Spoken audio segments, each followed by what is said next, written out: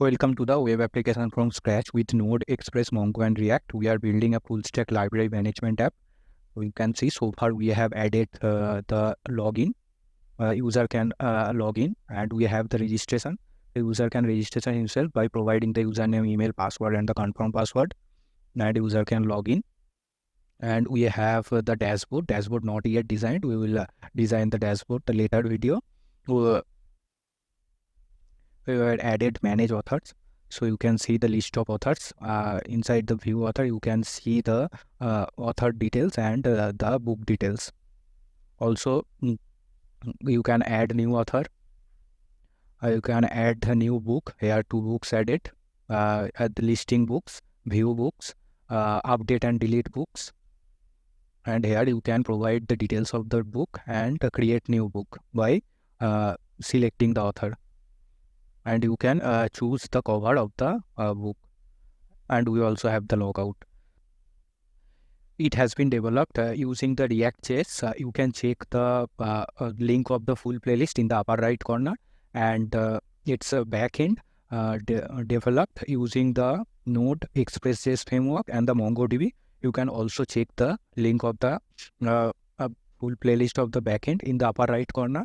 And this is the repository link where I put the code base. You can pull this from this repository. I will provide the link in the description. So today I am going to add the functionality forgot password, basically the backend API with email integration using the Sendgrid API. If user forgot password, then they can request for reset password by providing his registered username and email. And our API will send the recent link to user's registered email with token, which will be valid for the 10 minutes. So without stretching the introduction part, let's start coding.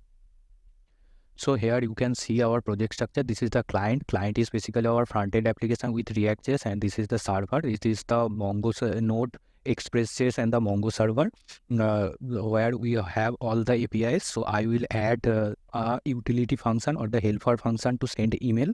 Here I will use the Sendgrid to send email to the user registered email. Sendgrid is a basically cloud-based email service that provides a platform for sending transactional and marketing emails. So in Node.js, Sendgrid offers an API that allows developer to send emails programmatically from their application. I will use the package @sendgrid/mail. So this is the Node.js library. Simplify the process of integrating Sendgrid's email sending functionality into Node.js application. The steps are basically you first have to create an account in the Sendgrid. I already have created an account, and you have to create the API key. The API key is basically essential for authenticating your application when sending emails through Sendgrid. Then in the application, you have to set this API key. After setting the API key, you can compose and send email using the send method.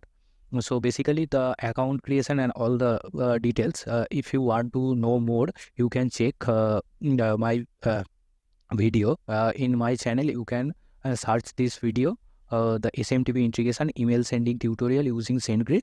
This video here I explain how you can create the SMTP, how you can create the Sendgrid account and all the things, how you can set up the account. Now I will show my API key. So you can go to the setting here.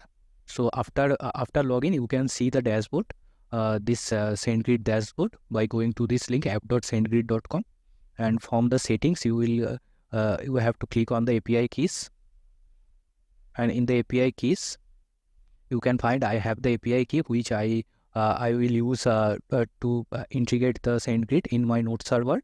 This API key. When you create the API key, please copy and save it in your system because it's not recoverable.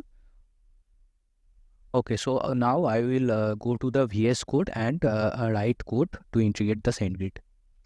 So I will create a utils folder inside the server directory, and here I will create a file email.js. Here I will add the function to send email. I will use the string template package to format the body of the email, and we'll use the @sendgrid/email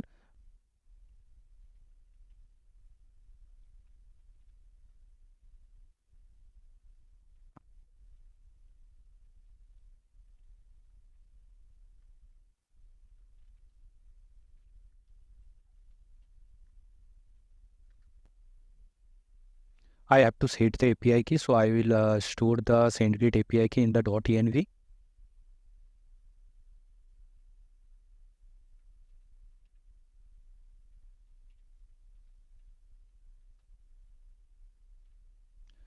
So after creating the Sendgrid account, we will create the API key, and please paste the API key here. I will paste my own.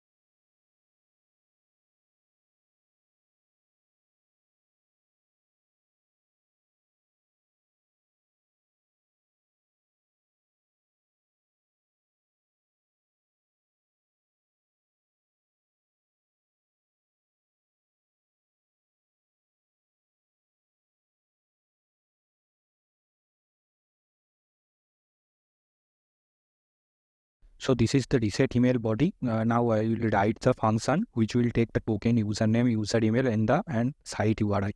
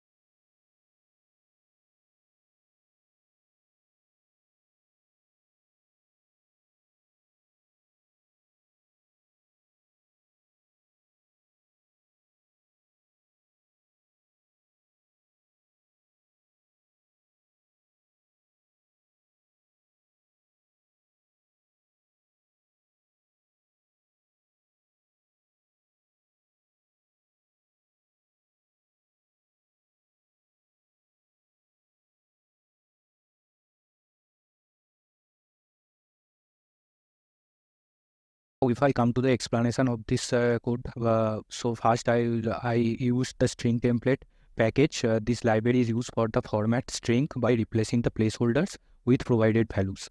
So you can see I use this format to build the reset email body. Here I am passing the variable username and the URL. Next, I use the @sendgrid/mail package. It's the Sendgrid library that allows sending emails using the Sendgrid service. Next, I use the URL Node.js built-in module used for the URL manipulation. So I manipulate this URL with the site URI is basically the uh, front end domain name, and here is the path where you will land to reset. The user will land to reset his password. Here this line basically this sets the Sendgrid API key needed to authenticate your application with the Sendgrid service. The API key stored in the environment variable named the Sendgrid API key and loaded into the application using the .env package. Next is the function send password email, which actually taking the token username, user email and the site URI to send the email. And here if you see the message, this message object or the body. So here we have the two, which is the recipient's email address and the form, the sender's email address, which is configured by the process env, the Sendgrid no reply email, and the subject line for the email, the password reset email for my library app. Next is the HTML, construct the HTML content of the email. Finally, this line, the HTML.send, it sends the email using the send method of the HTML, which communicates with the Sendgrid service to dispatch the email. Okay, that's all for this video. In the next video, we'll use the send reset password mail. We'll create the route to send the reset password mail, and we will also store the token against the username, and we'll also set the expiry so that whenever a user request to reset his password with this token, so we can validate the user. Okay, so if you like the video, please hit the like button, and please do subscribe my channel and share the video. Okay, thank you. We'll meet in the next video.